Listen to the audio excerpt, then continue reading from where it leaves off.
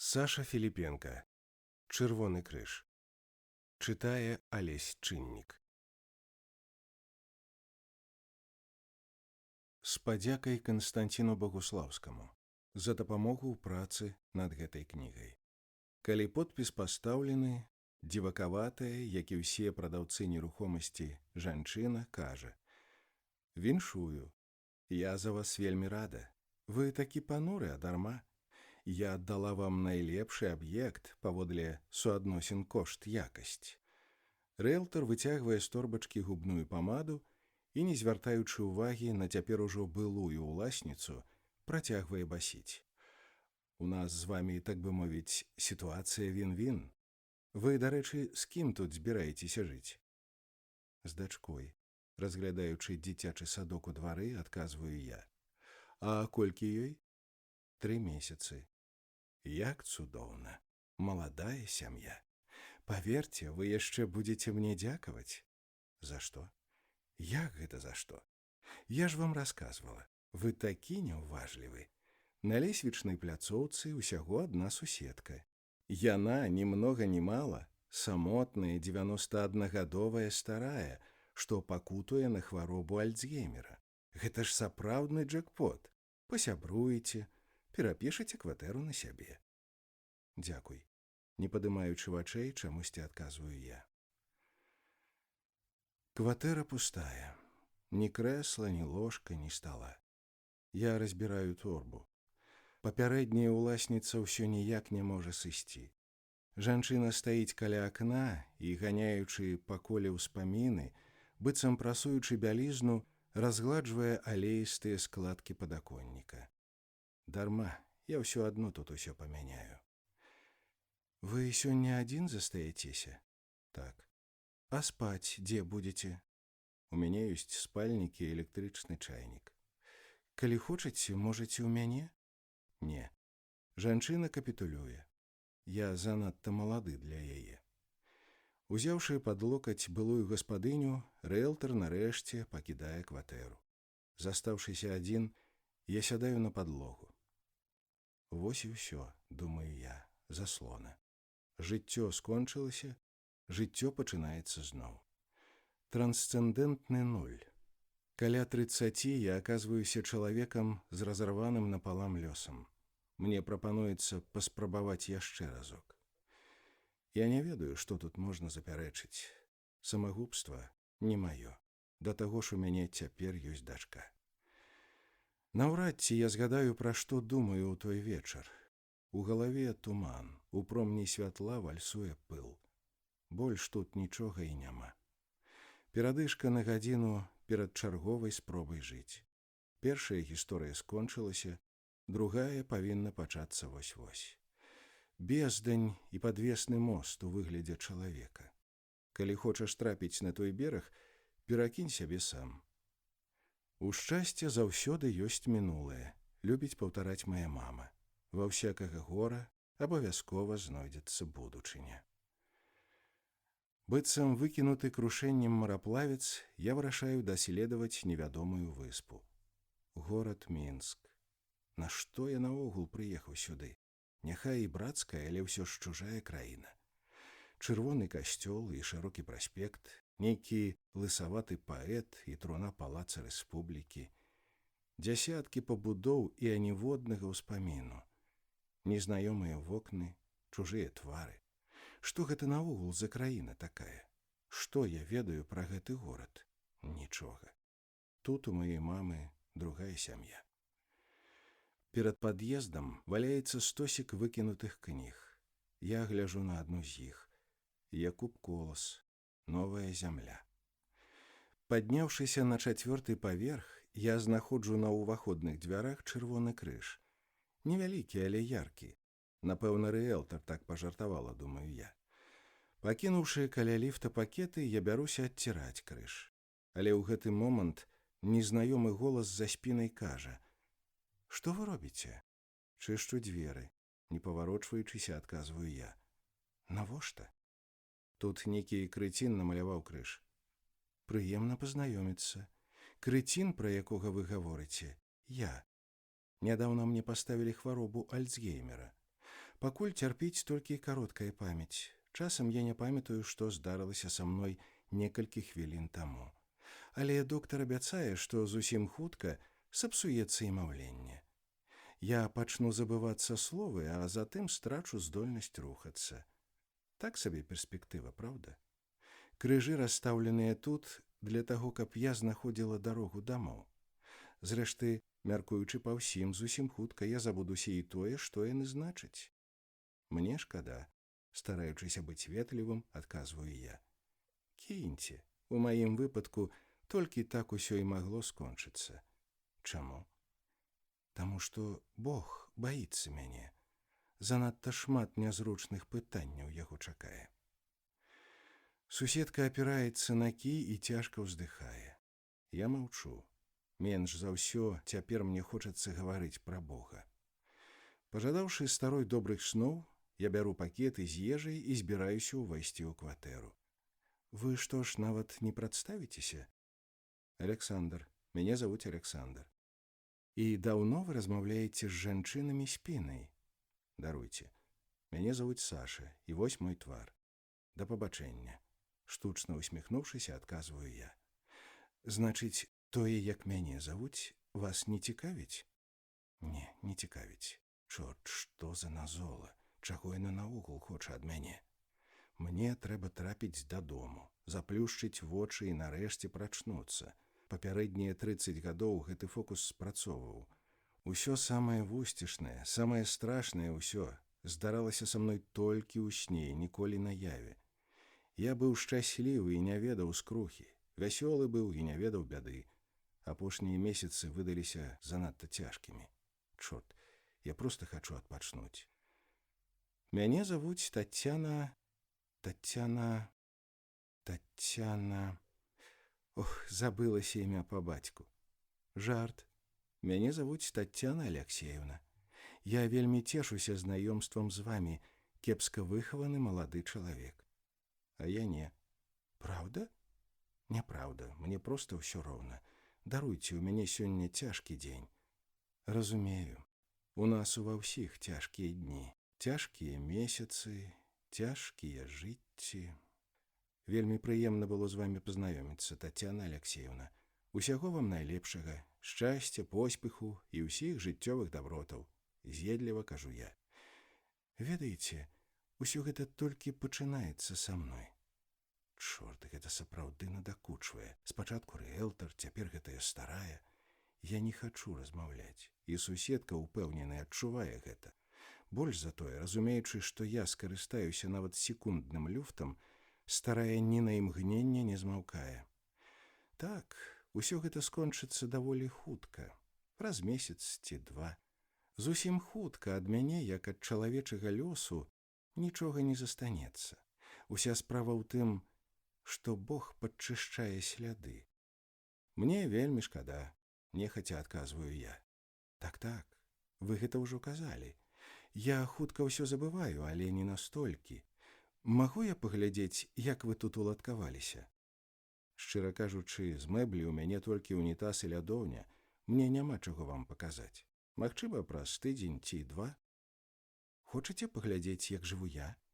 Ды наогул сёння ўжо, напэўна, позна. Не саромейцеся, Саша, заходзьце. Нельга сказаць, што я рады, але просьбе старой падпарадкоўваюся.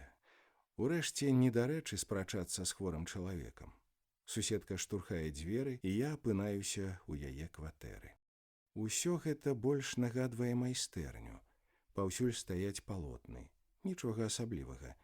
Я такі жывапіс ніколі не любіў. Бясконцыя бледныя тоны. Безвыходнасць у кожным квадраце.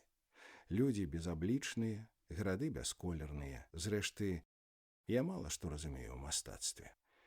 Пасярод гасцёўні вісіць цёмна-шэры квадрат. Збіраецеся пачаць новую? Запаўняючы паўзу, чамусьці пытаю я. Вы пра што? Я пра палатно, што на сцяне. Не, яна скончаная. Вось яно што. І што ж на ёй намалявана? Маё жыццё. Прыехалі. Фанфары, скрухі і пафас трагедыі. Пажылыя людзі схільныя перабольшваць уласныя няшчасці. Маё жыццё. Дайце насоўку. Не-не, лепей 2. Старым падаецца, што беды здараліся толькі з імі. Я ледзь не ляпаю, што датычна гора многа каму магу даць фору, але своечасова асякаюся. Мне, вядома, расказвалі, што Мінск шэры горад, але не настолькі ж. У гэтай карціне амаль няма Мінска. Я б сказаў, што ў гэтай карціне наогул нічога няма.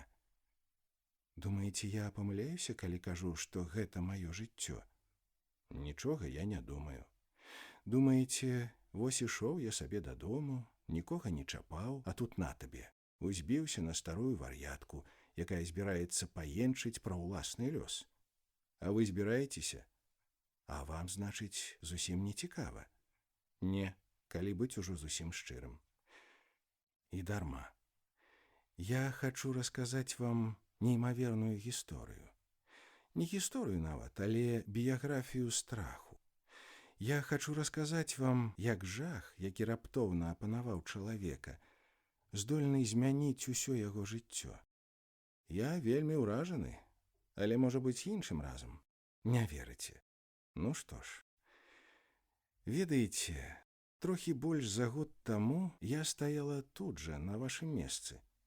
Гэта было 31 снежня. Ішоў снег, і заканчвалася 20-е стагоддзе. Натуральна, заканчвалася, без гіпербол, заставалася ўсяго некалькі гадзін. Куранты рыхтаваліся біць 12, нашпігаваны таблеткамі прэзідэнт суседняй дзяржавы збіраўся паведаміць, што стаміўся. У кухні працаваў тэлевізар, і ў духоўцы, як звычайна, нешта падгарала. Я ні да чаго такога не рыхтавалася. Ну, Новы год і Новы год. Колькі такіх было ў маім жыцці. Набярэ ядвіга, а больш і няма каму. Пасяджу з пірагом, пагляджу аганёк. Адсвяткую Новы год спачатку па Маскве, пасля па Мінску. Адным словам, я зусім нічога не чакала ад канца стагоддзя. Але раптам пазванілі ў дзверы. Напэўна, суседзі, падумала я. Да вас тут жыла вельмі добрая і ветлівая жанчына, сапраўдная дачка камуніста. Яе бацька быў партыйнай шасцёркай, але яна нішто сабе, вырасла сціплай і прыстойнай. Вечна глядзела на мяне шчанячымі вачыма, быццам выбачалася. Карацей, я падумала, што яна хоча папрасіць солі ці штосьці накшталт гэтага. Але аказалася не. Аказалася, што прыйшоў паштальён. Уяўляеце? Сапраўдны, 31-га. Прынёс ліст, які я чакала ўсю другую палову жыцця. Суседка кажа, другую палову жыцця, і я ўключаюся. Упершыню за вечар я вяртаюся ў пакой. Дагэтуль я толькі імітаваў сваю прысутнасць, а цяпер пачынаю уважліва слухаць. Я паглядзела на стол. Ляжыць. Звычайны канверт. Чакаеш яго паўстагоддзя, а раскрыць не адважваешся. Нічога так у жыцці не баялася, як гэтай паперы.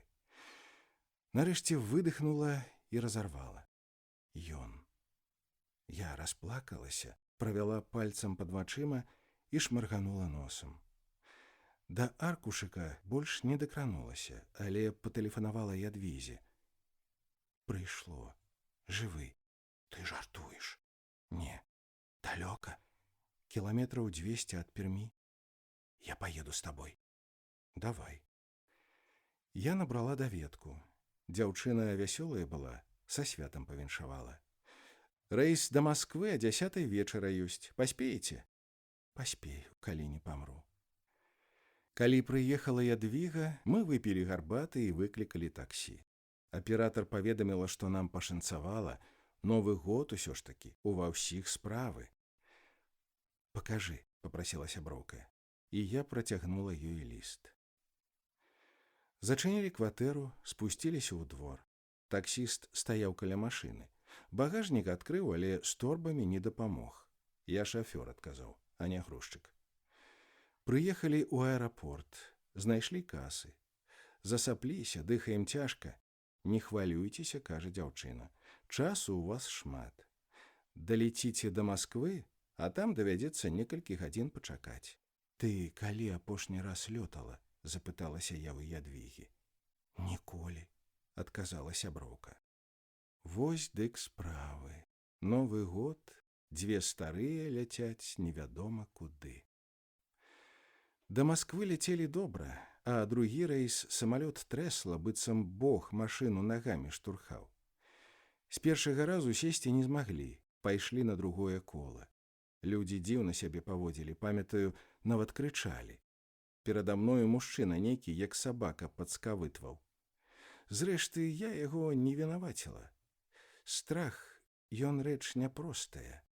Я ведаю, пра што кажу. Атрымалі торбы, падышоў таўстун. Вам куды?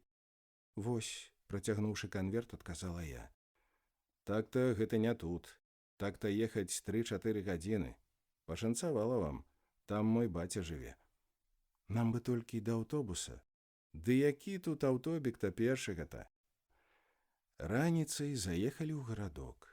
Цемень, на заснежанай плошчы мерзне бязрукі правадыр. Я запыталася, чаму ў Сталіна такая маленькая галава? Старую так-то адбілі. Заказалі ў вобласці новую, але яны там нешта з памерам наблыталі. На другую так-то ўсё роўна грошай няма. Ды і не будзе ніхто яе рабіць, пакуль гэтую не адаб'юць. Вы жыць-то дзе будзеце? Не ведаем, адказала я. Калі не баіцеся, то можна ў майго старога. Так-то ён мужык нядрэнны. Тутака і сядзеў. Адпусцілі, не ведаў, куды падзецца, вырашыў застацца, канваірам уладкаваўся.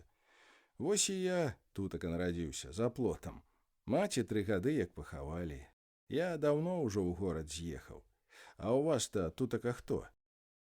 Чалавек, адказала я. Суседка змаўкае. Некалькі секундаў яна маўчыць, і я паспяваю падумаць, што стаў сведкам чарговага правалу памяці, але жанчына раптам жывая і гаворыць.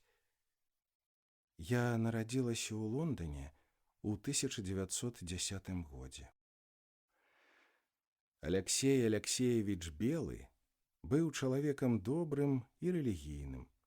Ён пазнаёміўся з мамай Таццянай Алексеевнай ў 1909 годзе ў Парыжы падчас рускіх сезонаў.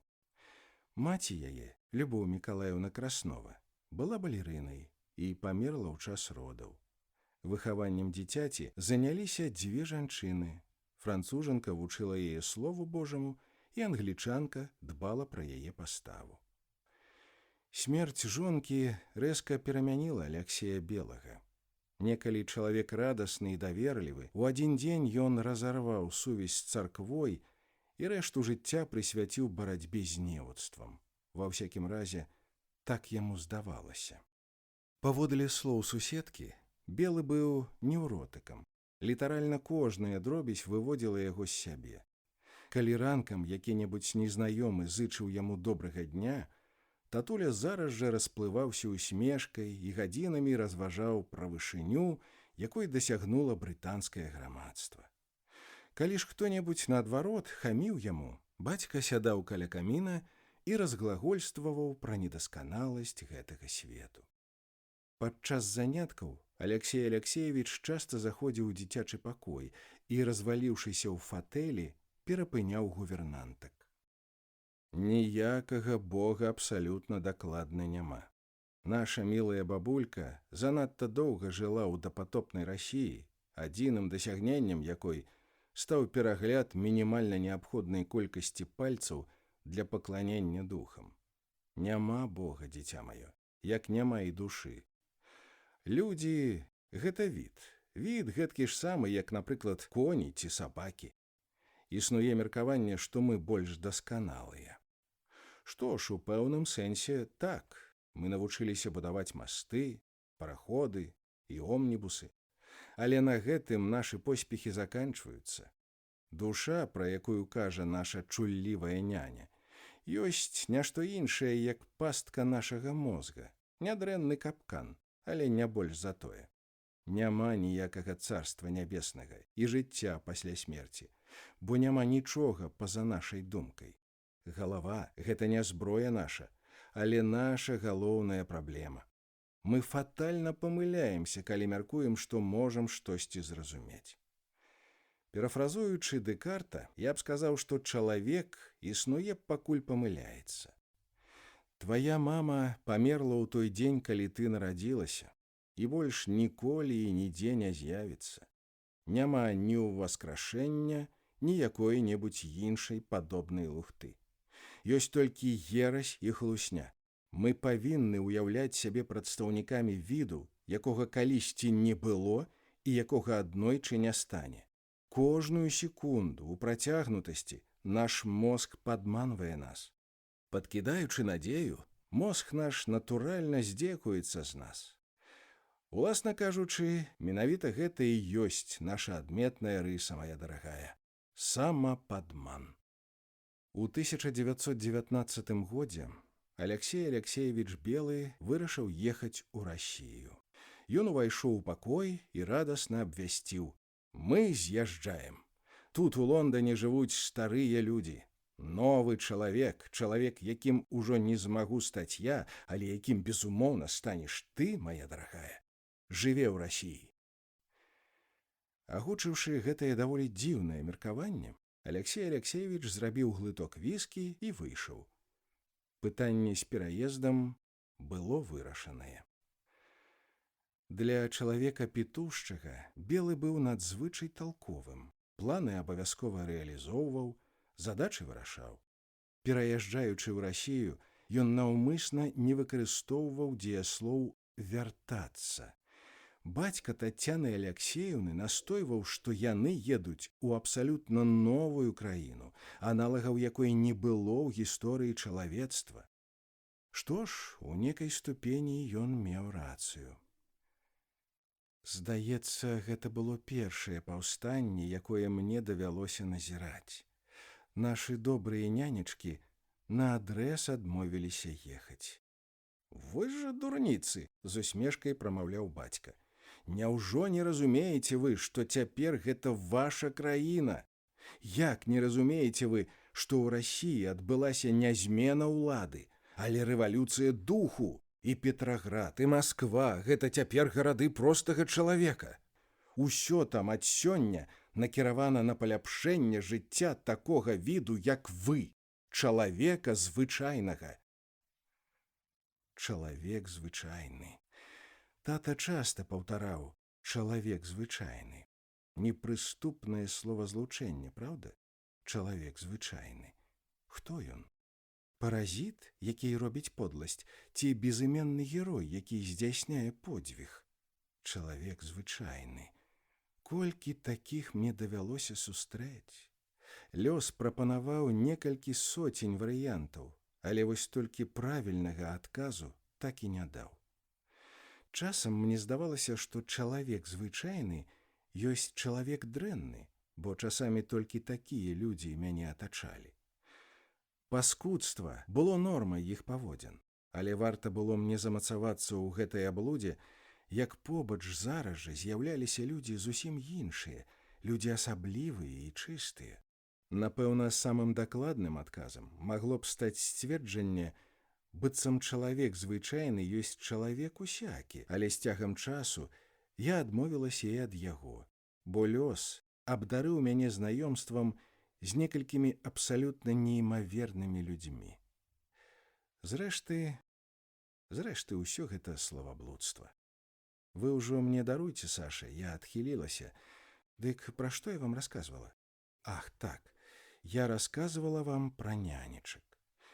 Карацей, выхавацелькі мае, можа, і разумелі, што Масква раптам стала горадам чалавека звычайнага, але ехаць у яе ні ў якім разе не збіраліся. Страціўшы усялякую надзею, яны выкарысталі апошні, якім здавалася, найбольш слушны аргумент. Алексей Алексеевич, ладно мы, ладно вы, але падумайце пра татачку. Няўжо вы хочаце зламаць яе лёс? Няўжо вы не чулі пра жахі, якія адбываюцца ў Расіі? Ці не лепей вам з'ездзіць туды аднаму? А калі ўсё і акажацца роўна так, як вы апісваеце, мы з татачкай прыедзем да вас праз год. Не, строга адказаў бацька. Мы выязджаем у найбліжэйшы час. Пераезд ажыццявілі на пачатку 1920 года. Пакуль разважлівыя людзі ўцякалі з краіны, белыя рухаліся ў адваротным кірунку, насустрач вятрам у эпіцэнтр гісторыі. Новых і прынцыпова іншых людзей яны не ўбачылі, затое ў першы ж дзень сустрэлі 3 духавыя аркестры. Чаму радуюцца гэтыя маршыравальнікі? Здзіўляліся няні. У іх няма ні вады, ні газу, ні электрычнасці. Усё, чым яны могуць пахваліцца, выдадзеныя муштукі, да якіх прымярзаюць вусны. «Чакайце, галубачкі», — радасна адказваў бацька. «Паглядзім, як вы загаворыце праз год».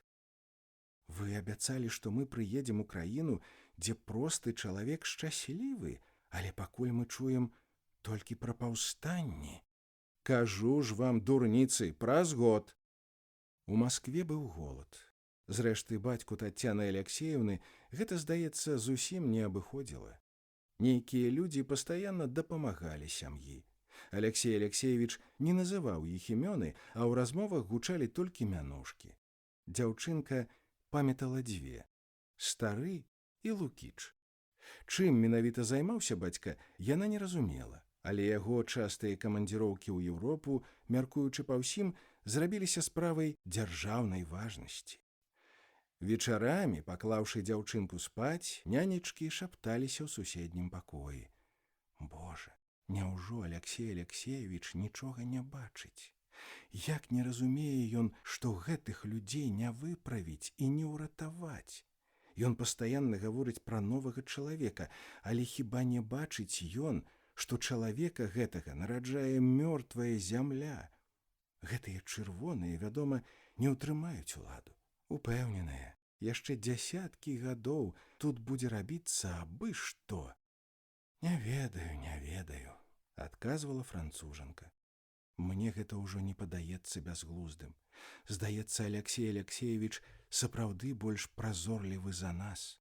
Расстраляная царская сям'я, краіна ўжо ніколі не будзе ранейшай. Думаю, чырвоныя не сыдуць. Складана паверыць, што ўсяго некалькі гадоў таму Калчак гасцяваў у нас у Лондоне, а цяпер яго канчаюць як сабаку. Яшчэ складаней паверыць у тое, што Алексей Алексеевич на баку гэтых людзей. Ох, не скончылася б гэта бядой». У адрозненне ад нянечак, Тані ў Маскве адразу спадабалася. Быццам Аліса яна правалілася ў казачны сон. «Правінцыя чалавецтва», — з'едліва казала францужанка. «Прыгарад клёку. Дзяржава, якая не прайшла абрад канфірмацыі». Пакуль нянечкі практыкаваліся ў дасціпнасці, дзяўчынка з цікаўнасцю даследавала Маскву. Сталовыя, баржом, закускі і воды, чалавечыя птушаняты, велікаротыя таварышы білі ў барабаны і размахвалі чырвонымі палотнамі.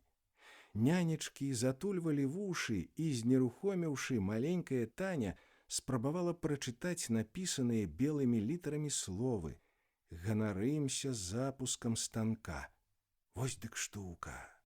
Таня глядзела на хлопцаў і дзяўчат, і ёй так хацелася трымаць у руках такі ж вялізны пунцовы сцяг. Ну і сапраўды, ці магло дзіцяці не спадабацца ў краіне будаўніцтва інфантылізму? Штодзень хадзілі да газетнага шапіка. Пакуль савецкія мужчыны стаялі ў чарзе па правду, нянечкі бралі «Знамя», «Маскву» і «Северное сияние».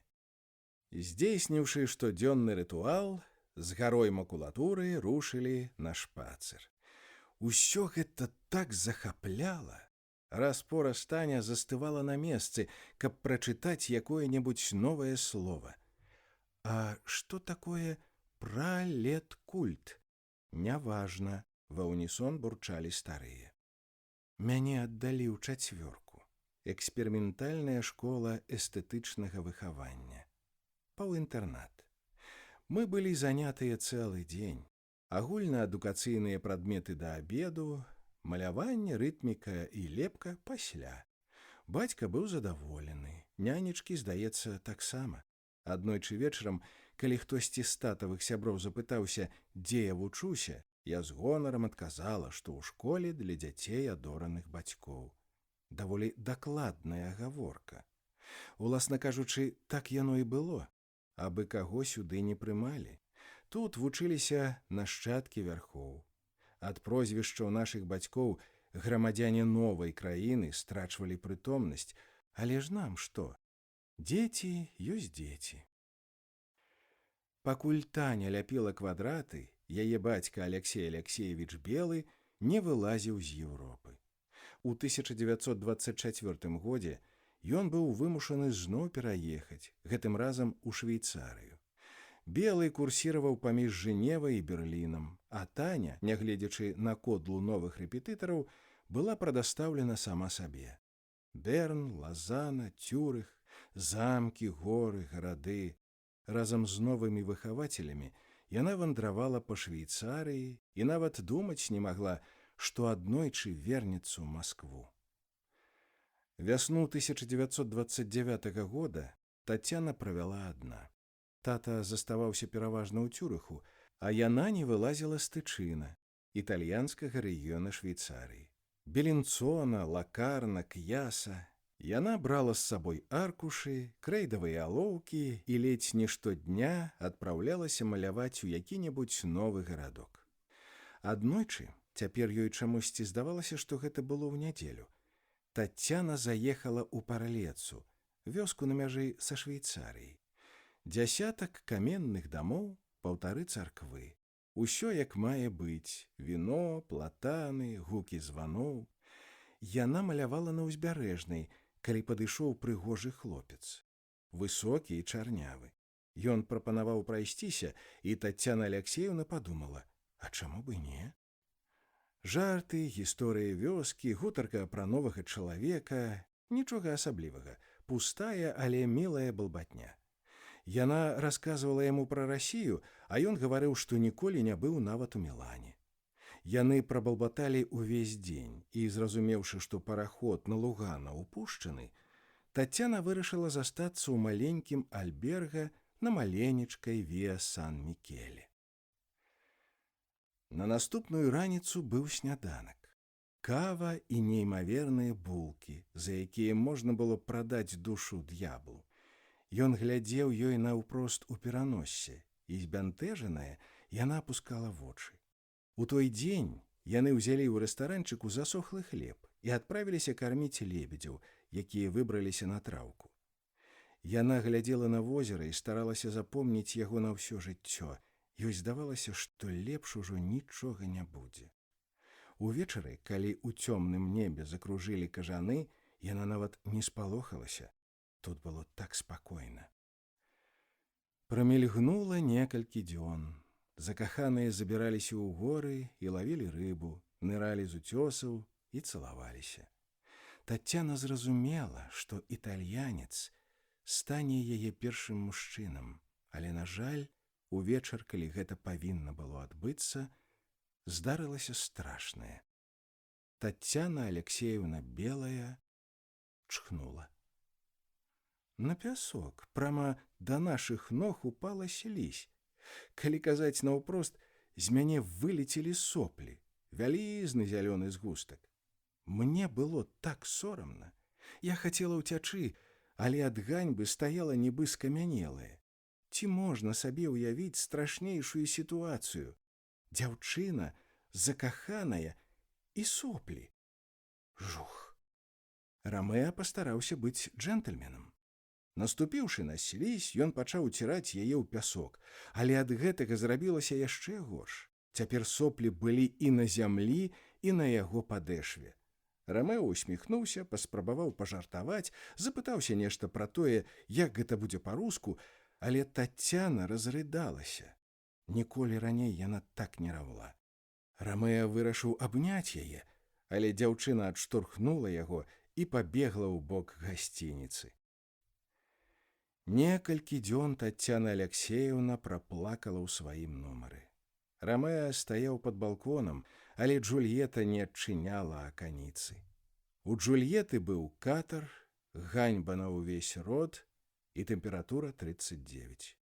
Да яе прыходзіў доктар, і, гледзячы на пілюлі ў яго прыгожым скураным чамаданчыку, няшчасная думала, што хоча выпіць іх усе. Услед за доктарам грукаўся партье. Незнаёмы, але спагадлівы італьянец прасіў пусціць ужо нарэшце гэтага няшчаснага Рамеа. У суседні нумар засялілася руская сям'я. Белыя эмігранты, якія гадзінамі разважалі пра ролю вялікай літаратуры. Грошай на гэтыя заняткі ў Швейцарыі ў іх больш не было, а таму пра абавязак рускага прыгожага пісьменства яны мянцілі языком у італьянскай вёсцы.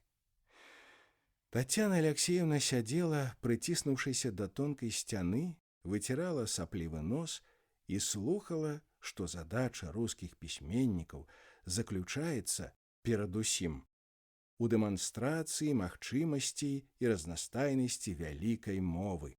Перад яе вачыма Рамеа размазваў па пяску соплі, і жанчына за перагародкай працягвала паўтараць, што пісьменнік абавязаны, захоўваючы традыцыі, гаварыць шырока і моцна. «У нас не засталося вялікай кнігі», канстатавала жанчына за сцяной. «Раманы, за выключэннем татавага, шэрыя і надзвычай простыя. Мы жывём у фантастычна неўраджайныя часы. За апошнія гады, не лічачы, паўтаруся, татавай кнігі, мы атрымалі, быць можа, 1-2 добрыя тэксты, 2-3 неблагія і 5 зносных». Рамеа размазваў соплі па пяску, і руская літаратура чэзла. Рамео ўціраў згустак слізі ў італьянскую зямлю, і вялікая руская літаратура слабела. Туды-сюды, быццам танцор, Рамео вадзіў нагой, і Таня разумела, што яна няшчасная і закаханая. Ноччу перад ад'ездам мой каханы залез у акно. Я закрычала так моцна, што ён паспеў толькі кінуць ліст і выскачыў назад. З цыдулкі вынікала, што ён будзе чакаць мяне ўсё жыццё.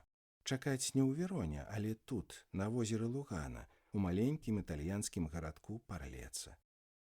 «Добра, праверым», — падумала я. «Але ж вы ачунялі?» «Што?» «Я кажу, вы ачунялі? Соплі прайшлі?» «Ах, соплі! Не, не прайшлі. Я не выздаравела, але з'ехала. Тата прыслаў па мяне памочніка, і па дарозе ў Цюрых я даведалася, што бацька хворы. Стан не крытычны, але дактары на ўсялякі выпадак раяць яму вярнуцца ў Маскву». «На які такі выпадак?» – запытала я. «Вы самі ўсё ўбачыце», – адказаў кіроўца. Бацька паміраў. Запаленне лёгкіх, якое абярнулася сямейнай трагедыяй. Хаця ніхто пра гэта не казаў, але ўсе разумелі, што едуць у Маскву хаваць Аляксея Аляксеевіча. За некалькі тыдняў да смерці, дзякуючы сваім знаёмствам, ён здолеў уладкаваць дачку ва ўніверсітэт. Так, восенню 1929 здарылася другое і фатальнае падарожжа ў Маскву. Напрыканцы першага курса да Таццяны Аляксеевны падышоў безаблічны чалавек. Мужчына адвёў яе ў бок і запытаў: «На колькіх мовах вы размаўляеце?»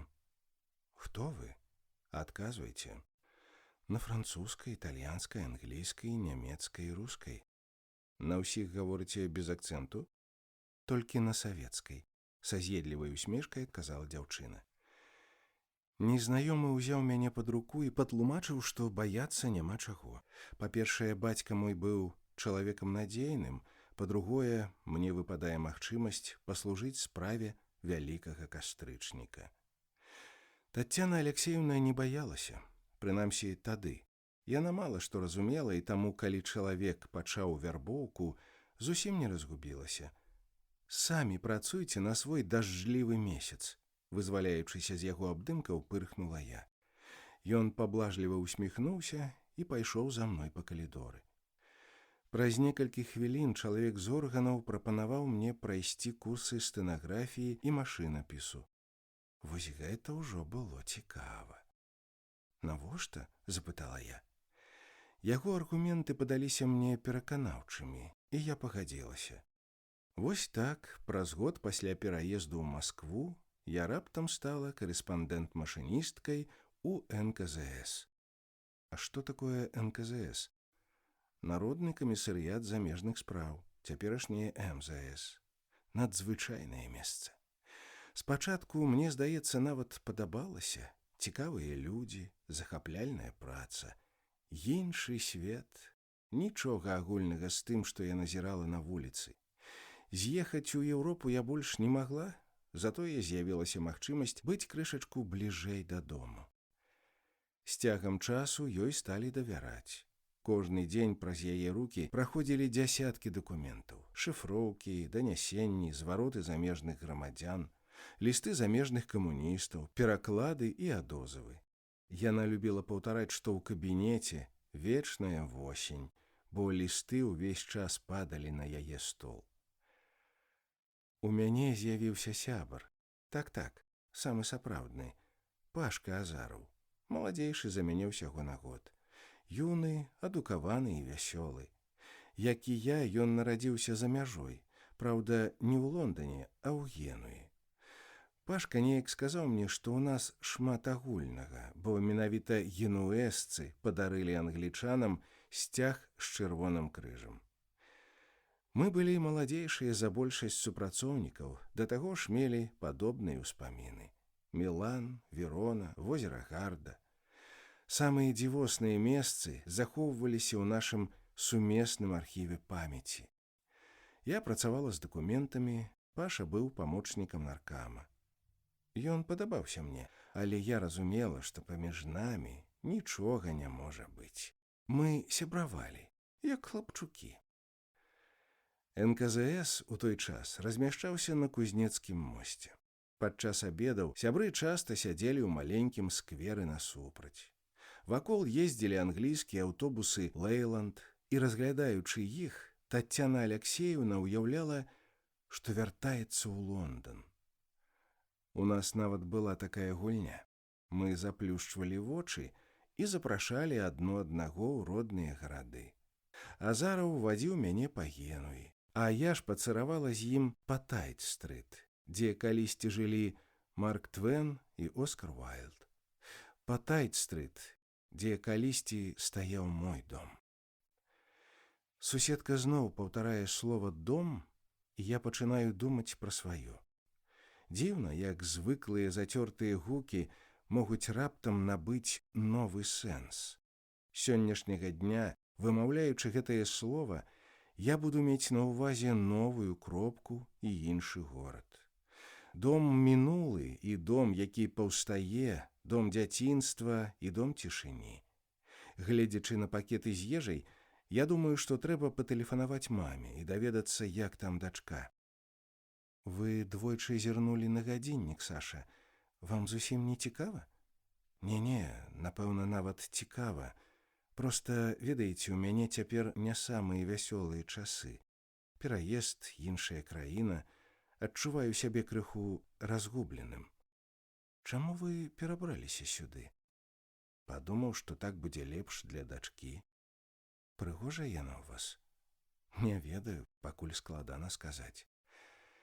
Я заўсёды была непрыгожым дзіцём. З іншымі здараюцца трансфармацыі, калі ў 8 ты яшчэ чарцяня, а ў 10 ужо нібыта і нішто сабе. Але гэта не мая гісторыя. Як і Савецкі Саюз, у брыдкасці сваёй я была стабільная.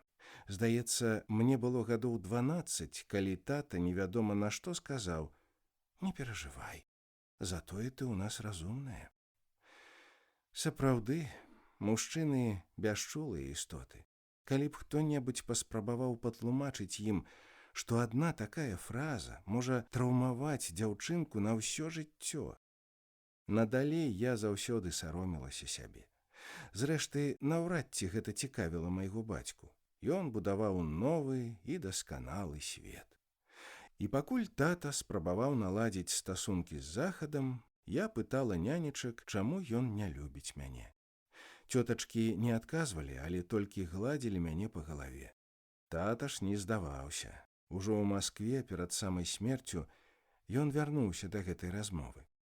Насамрэч, ты ў мяне вельмі прыгожы. Проста мусіць з'явіцца чалавек, які здолее разгледзець тваю прыгажосць. Бацька мой мог бы на гэтым і скончыць, але невядома на што працягнуў. Ты як канструктывісцкі будынак. Так, уяўляеце, ён так і сказаў. Ты, моя мілая, як канструктывісцкі будынак. Цяпер яшчэ не ўсе разумеюць тваёй прыгажосці. Але павер мне, мінуць гады, і табой будуць захапляцца. Дзіўна, што пра функцыянальнасць маю ён нічога не сказаў. Самае смешнае, што тата меў рацыю. Маім мужам стаў архітэктар, татаў цёзка, Лёша. Муж часта паўтараў, што закахаўся ў мяне з першага позірку, што тады, упершыню убачыўшы мяне ў скверы насупраць НКЗС, не здолеў адарваць вачэй. Лухта якая, але што ж.